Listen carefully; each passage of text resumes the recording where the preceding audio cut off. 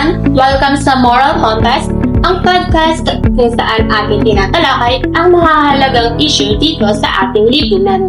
Sa episode natin ngayon, tatalakayin natin ang isang sensitibo ngunit napakahalagang paksa, ang legalization of abortion. Alam naman natin na ang abortion ay isa sa mga isyong madalas pagtalunan dahil sa iba't ibang pananaw ng mga tao sa moralidad, batas at karapatan ng kababaihan. Sa episode na ito, susuriin natin ang iba't ibang perspective tungkol sa issue na ito para mas maunawaan ang mga argumento at opinion ng bawat panig. So, kaya samahan nyo kami sa isang bukas at makabuluhang talakayan kung saan sisimulan natin sa pag-alam kung ano ang abortion at bakit ito isang moral issue.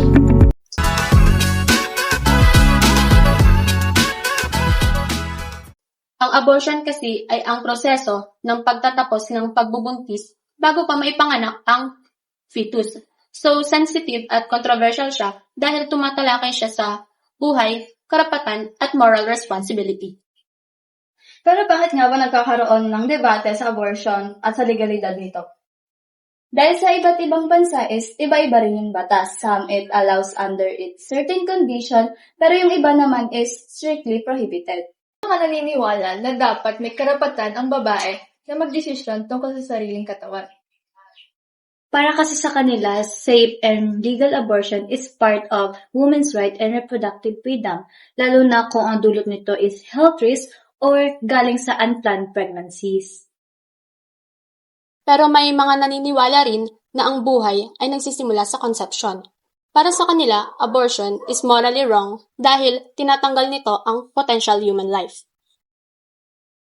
Dahil sa magkakaibang perspective, abortion becomes an important ethical issue. Hindi lang ito legal or medical concern, kundi moral discussion din. Sa modernong mundo, relevant pa rin ito dahil sa women right, reproductive health, at sa legal responsibility ng society.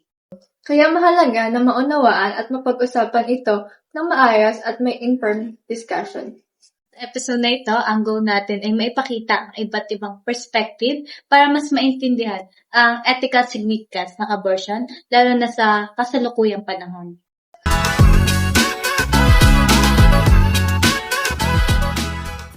Talakayin naman natin ang modern moral perspectives sa issue ng abortion. Paano ba ito tinitingnan sa contemporary moral frameworks? Sa utilitarian perspective, ang focus ay ang outcome o resulta ng action. Ang ilang proponents ng abortion argue that legal abortion can reduce suffering for the women, the family, at pati na rin sa society, lalo na sa kaso ng health risk or poverty. Samantalang sa right-based perspective, ang pangunahing tanong ay kung sino ang may karapatan.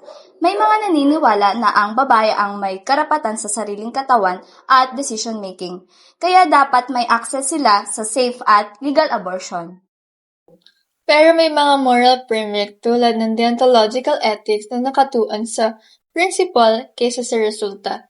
Dito, ang abortion madalas nakikita bilang isang morally wrong dahil directly nitong nilalabag ang principle na life is good.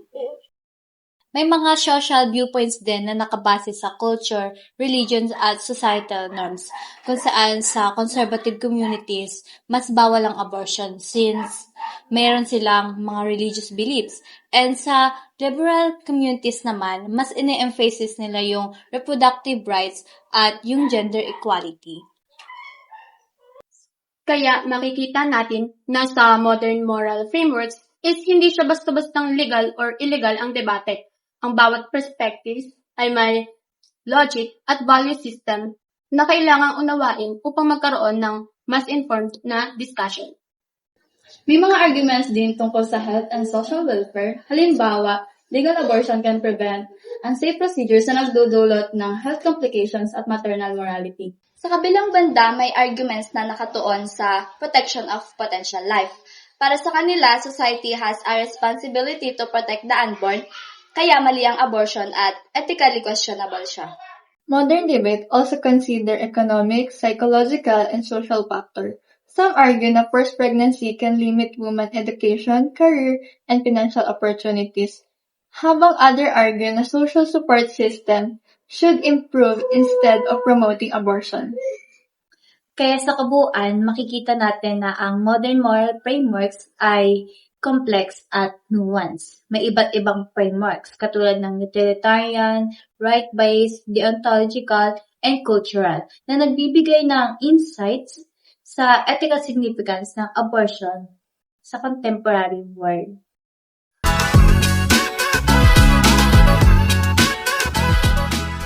Pag-usapan naman natin ang natural law theory at kung paano ito nagagamit sa pag-evaluate ng abortion.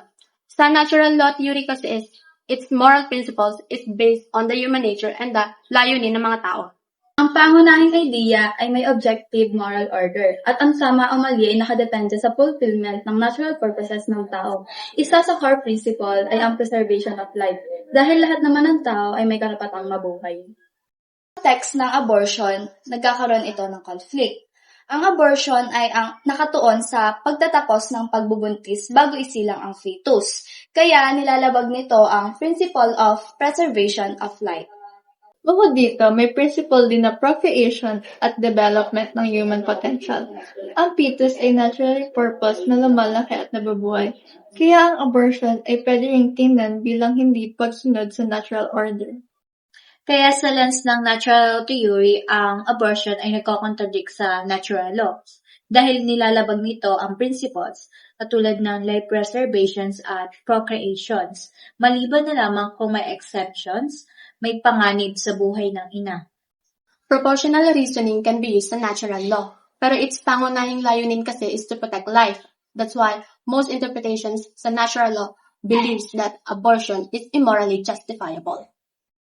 Kita natin na ang natural law theory ay nagbibigay ng clear ethical framework para sabihin ang abortion. Pinapakita nito kung paano nagkakakonflict ang human rights, moral duties, at natural processes sa ganitong sitwasyon. Modern society, importante na maunawaan natin ang principle of natural law, lalo na yung mga debate tungkol sa reproductive health at women rights. Ito ay nagbibigay ng guidance sa ethical decision making. Sa kabuuan, natural law theory ay nagbibigay din ng perspective na ang abortion ay generally contradict moral order. Ngunit may space din ito sa discussion kapag may exceptional circumstances na pwedeng i-justify ang action. Kaya nga kapag titingnan natin ang abortion sa lens ng natural law, ang makikita nating main concerns ay ang life preservations at procreations. At ito ang nagbibigay sa atin ng ethical baseline sa pag-evaluate ng issue to.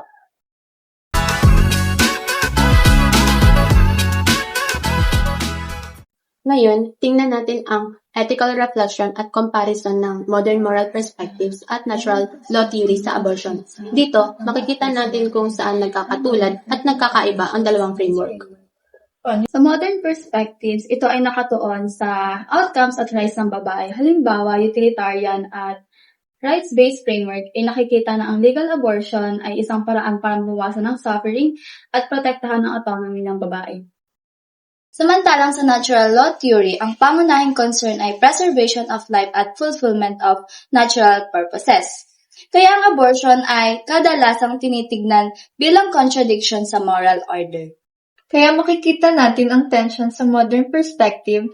Ang abortion ay maaaring justified sa certain condition, pero sa natural law, ito ay morally wrong kahit may potential benefit. Ngunit may point of agreement din dahil parehong perspective ay nag-aalala sa human welfare at responsibility kung sa modern view ay sa well-being ng mga kababaihan at society, ang natural law naman ay sa protection of life at human potential. Makikita natin na kahit magkaiba ang principles, parehong nagbibigay importansya sa human dignity and moral responsibility. This comparison shows the complexity of moral evaluation sa abortion.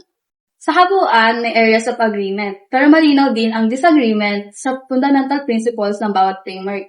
Mahalaga na maunawaan natin ang parehong perspective para magkaroon ng informed discussions. Dahil dito nagiging malinaw kung paano nagkakaroon ng debate sa moral society. May conflicting values sa parehong rational at moral way. Ang reflection na ito ay nagpapakita ng ethical issue tulad ng abortion ay hindi simpleng tama o mali, kundi nuance at dependent sa perspective.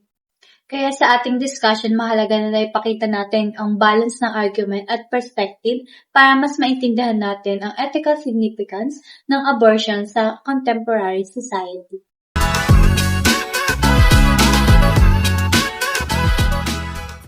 At the end of the discussion, makikita natin that abortion is a complex and sensitive issue. Maraming moral frameworks, pero may malinaw na ethical concern. Sa modern perspective, legal abortion can be justified sa certain situation, lalo na kung proteksyon ng buhay at well-being ng babae ang nakataya. Sa natural law, pangunahing concern ang preservation of life at natural purposes, kaya kadalasang makikita ang abortion bilang morally wrong. Parehong perspective nagbibigay importansya sa human dignity at responsibility. Kaya mahalaga na maunawaan ang parehong side sa informed discussion. Ang aming ethical reflections, kahit na may tensyon sa pagitan ng modern perspective at natural law, ang moral judgment ay dapat informed at considerate sa human welfare at nagbabase sa buhay ng tao at karapatan ng bawat individual. Think of this perspective and reflect kung anong ethical stance ang makabuluhan sa inyo.